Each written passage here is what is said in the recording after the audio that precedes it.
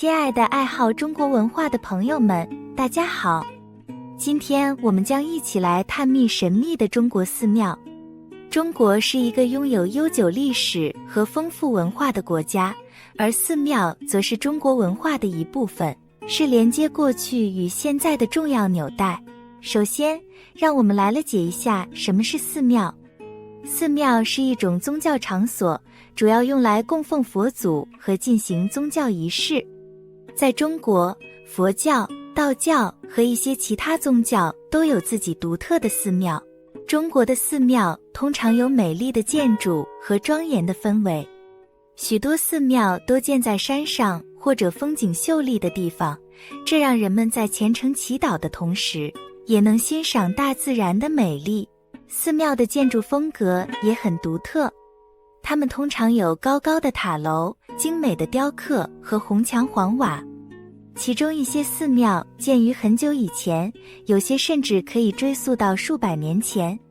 这让我们可以想象当时的人们是如何用他们的智慧和勤劳建造出这些美丽的寺庙的。在寺庙里有很多神秘的东西等待着我们去发现。首先，我们可以看到巨大的佛像。佛像是佛教徒们用来表示对佛祖的崇敬和尊重的雕塑。这些佛像通常庄严肃穆，令人肃然起敬。此外，寺庙中还有一些神秘的殿堂，这些殿堂里有经书、香炉和一些神圣的物品。人们常常在这些殿堂里静心冥想，以求得心灵的宁静和平静。寺庙也是学习和修行的地方。在寺庙中有专门的僧侣和尼姑，他们过着简朴的生活，专心修行。他们教导人们如何追求心灵的平静和慈悲，以及如何过一种简单而有意义的生活。除了宗教仪式和学习，寺庙还承载着文化传统。在一些寺庙里，你可以看到传统的佛教绘画、书法和雕刻艺术。这些艺术品反映了中国古老的文化和审美观念，也让人们更加了解中国的历史和艺术。在寺庙中，我们还可以学到很多关于中华文化的有趣的事情。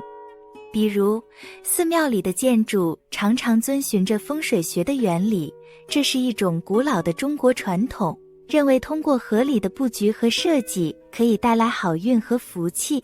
总的来说，中国的寺庙是一个神奇而美丽的地方，蕴含着丰富的文化和历史。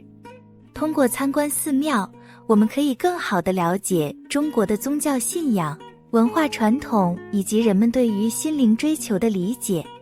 希望大家有机会能亲身体验一下寺庙的魅力，发现其中的奥秘和美好。愿你们在探索的过程中感受到中国文化的博大和深邃。